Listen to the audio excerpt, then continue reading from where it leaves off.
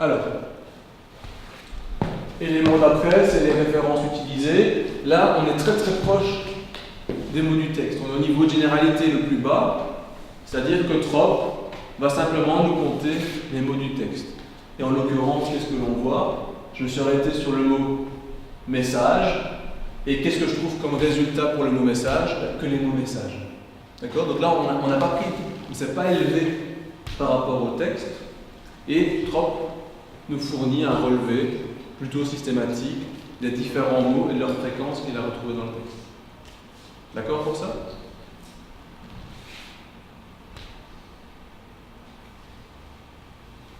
Un exemple, mais qui ne va pas traduire actant, acté, parce que en l'occurrence ça ne se prête pas.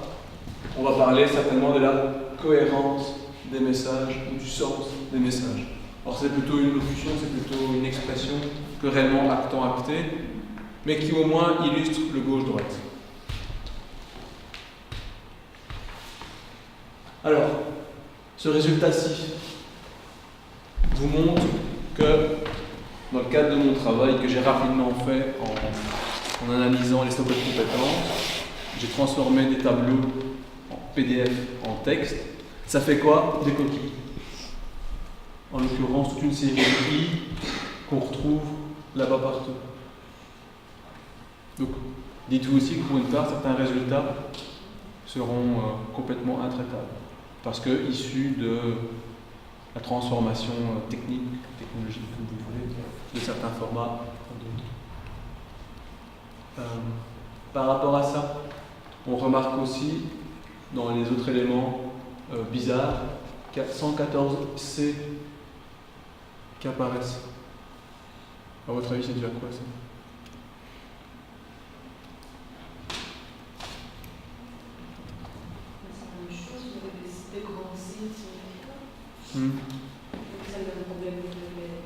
Donc c'est une mauvaise transformation d'un tableau. Ça ne pas garder. Ah, c'est peut-être on analyse quel document? Mon exemple que je donne. Socle de compétences. Pas assez comme compétence. Mais assez qui veut dire quelque chose. J'ai quand même des instituts en face de moi. Voilà. Donc, vous voyez, là en l'occurrence, un signe qui paraît à nouveau être une erreur de transformation de tableau, qui pour le coup a pas mal de sens, que ça veut dire quoi ce c'est peut-être le nombre de fois, ou pour une part, si je m'intéresse, quelle est la place de l'évaluation dans la socle de compétences. Si je me dis, l'essai, c'est une connerie, comme les i, et que je ne m'y intéresse pas, je passe à côté d'une information super importante qui est relative à quel moment on fait état d'une certification des compétences. Donc soyez toujours attentifs et ayez toujours une bonne... C'est pour ça que le logiciel automatique, c'est tentant, on se dit oui, ça va dire très très vite, mais si je suis par exemple un Québécois ou un Français ou un Suisse qui analyse des documents et je ne connais pas sorte de compétences et je les soumets à trop, certainement je me dirai voilà encore une mauvaise transformation de tableau, je ne m'y intéresse pas. Si ma question est quelle est la place de l'évaluation à sorte de compétences, je passe complètement à côté. Donc, dites-vous qu'il faut toujours connaître les documents qu'on analyse, même si c'est une analyse dite automatique. Donc il y a d'autres types de résultats, il y a toutes les catégories de mots. Donc tout ce que j'ai pu vous expliquer tout à l'heure se retrouve de manière synthétique dans les résultats, toutes les catégories de mots. On retrouve tout ça, avec les différents types de verbes, les différents types de connecteurs, de modélisation, d'adjectifs, etc. On retrouve une catégorie uniquement centrée sur les verbes. Et par exemple, dans le cadre d'une recherche, et je ne sais pas plus si je la présente tout à l'heure, donc au cas où, donc je vous en parle, et il y aura peut-être une redite. Par exemple, dans le cadre d'une recherche qui s'intéressait au référentiel de sciences, une collègue a utilisé trop, il n'en a retiré que les verbes. Pourquoi? Parce qu'elle s'intéressait à l'orientation pédagogique transmise par différents programmes d'enseignement des sciences ou d'enseignement secondaire. En se disant que, par exemple, et je vais être très caricatural, bien que ce sont des termes qu'on retrouve dans les programmes, si en sciences, on utilise le verbe démontrer ou le verbe expérimenter, ou le verbe découvrir, ben forcément, ces verbes traduisent une approche différente des sciences en classe. Et que donc, en s'intéressant à quels verbes sont utilisés pour décrire la pédagogie ou l'approche didactique que l'enseignant va mettre en place, en s'intéressant uniquement aux verbes, on peut avoir un accès à la manière dont les concepteurs de programmes indiquent aux enseignants qu'ils doivent procéder.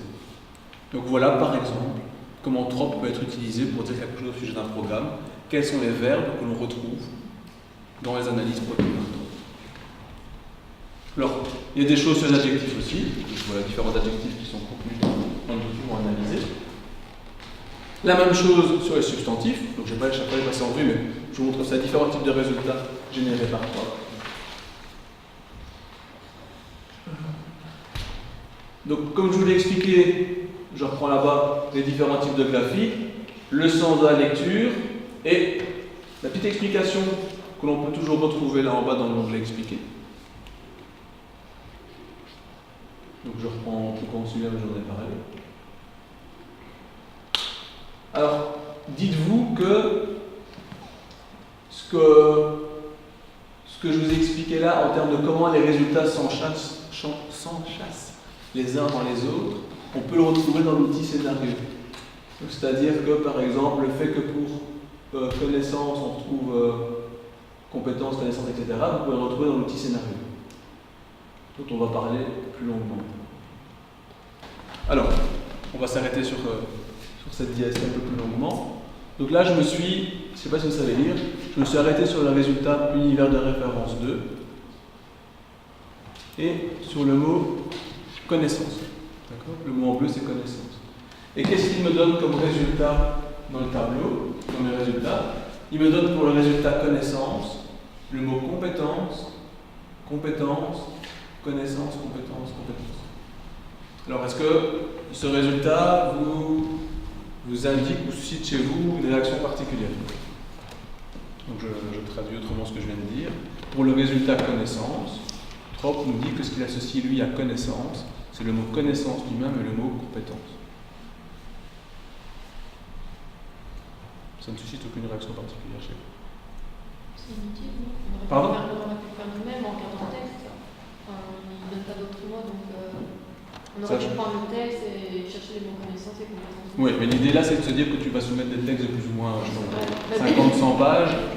Donc oui, effectivement, on peut toujours faire avec d'autres outils. Le premier outil, tu en la main, et le stylo et le fluo. Il y a des trucs qui sont liés à connaissance. Il pourrait y avoir d'autres mots liés à connaissance, ouais. Oui, c'est ça.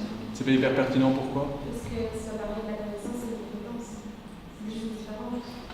Et justement, on a appris ce matin en cours l'importance savoir et les compétences qui ne définissent pas la même chose.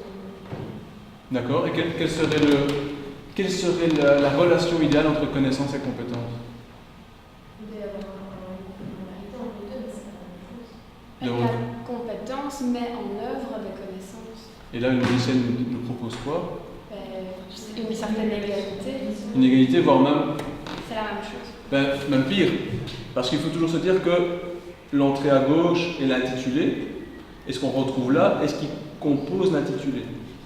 Donc le sens de ce que Trop nous dit, c'est par quoi est constituée la connaissance, par la connaissance et la compétence. Alors que ce qu'on a pu dire ici, si on reprend la définition de la compétence, c'est quoi ? Une compétence, c'est la mobilisation dans un contexte ou face à une situation problématique de différentes connaissances, savoir-faire, savoir-être. Et donc là, on se retrouve en tant que pédagogue, et l'exemple est à mon avis assez parlant, face à un problème conceptuel où la manière dont Trop fonctionne, en tout cas la manière dont il nous propose ces enchâssements théoriques, ne correspond pas forcément aux définitions sur lesquelles on se base. Et donc là, on est face à un problème. Le problème de se dire que le scénario de Trop, c'est-à-dire les dictionnaires qu'il utilise, parce que je suppose que vous avez bien compris que Trop était doté de dictionnaires, que ce dictionnaire-là, pour une part, il ne convient pas. Pourquoi ? Parce qu'il y a fort à parier que les gens qui ont créé ces dictionnaires ne sont pas forcément des pédagogues. C'est peut-être des linguistes, peut-être des politologues, parce qu'à la base, Trop a été conçu pour analyser les discours politiques. Et donc, ils permettent d'analyser toute une série de thématiques présentes dans les discours, mais il n'est peut-être pas forcément très très fin sur les dimensions très précises. Et on a en l'occurrence un exemple sur comment il classe compétences par rapport à connaissance. Donc nous, en tant que pédagogue, ce qu'on souhaiterait plutôt, c'est que ce qui compose l'entrée compétence soit plutôt connaissance. C'est qu'il y ait une forme d'inversion entre qu'est-ce qui chapeaute quoi. Pour ce faire, TROP, on a accès à la boîte noire, donc on peut avoir accès à son dictionnaire, à la manière dont il fonctionne. Donc voilà un zoom sur l'outil scénario que j'ai fait apparaître en cliquant sur scénario là-bas. Je fais apparaître cette fenêtre-ci. Et à la suite, je me focalise uniquement là-dessus. Donc voilà le scénario in extenso proposé par TROP. Et on voit chaque fois des petites croix qui indiquent que chaque fois que je vais cliquer là, je vais aller à un niveau plus précis à chaque fois.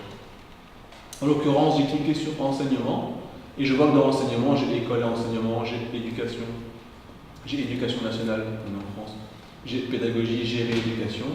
Et quand j'ai cliqué par exemple sur pédagogie, j'ai eu pédagogue, j'ai eu rééducation. On voit la structure, les différentes poupées russes dont j'ai pu vous parler, et bien on peut avoir accès à l'ensemble des poupées russes, l'ensemble des dictionnaires et de l'enchâssement des dictionnaires. Alors, voilà notre résultat. Donc, je suis dans le résultat univers de référence 1. Il y a 10 références à France. Et parmi ces résultats, donc j'ai français, communauté française, langue française, et j'ai Charolles qui apparaît comme résultat pour France.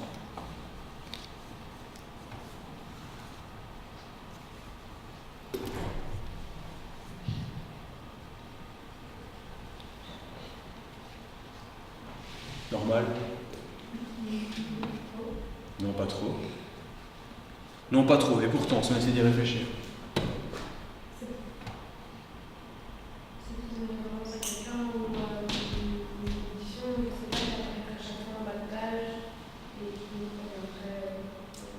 Ce serait une explication. On pourrait considérer que Charolles, par exemple, est français et que TROP le sait et que donc il associe Charolles à la France. D'autres explications? On fait comment pour? Je ne comprends pas le verbe que tu utilises pour. Ces erreurs. Pour contourner ces erreurs, pour les corriger quand on fait notre analyse. L'étape d'après. Il faut les identifier. L'étape de maintenant. Et pour identifier, il faut, comme ça, comme je vous montre des exemples là, il faut aller voir dans le résultat ce qui est proposé. Alors si on essaie de comprendre pourquoi. En fait, TROP ne fait pas d'erreur. TROP est hyper logique. Mais ce qu'il faut après, c'est comprendre pourquoi, dans sa logique, il propose Charolles comme résultat. Juste peut-être que Charolles est un mot de langue française, donc il faut attribuer à France. Ça pourrait être un mot de langue française qu'on ne connaît pas, qui est associé pour une part. Tout ça pourrait avoir du sens. En fait, là, le critère, enfin le sens en tout cas, la signification, c'est le caractère plutôt géographique. Si je fais un clic droit sur le mot Charolles et que je demande à le rechercher, et bien en fait, Charolles, c'est dans la Saône-et-Loire. La Saône-et-Loire, c'est en Bourgogne, et la Bourgogne, c'est en France. Voilà. TROP est aussi malin ou aussi con que les dictionnaires qu'on lui propose, puisqu'il va chaque fois répliquer l'analyse qu'on lui demande de faire.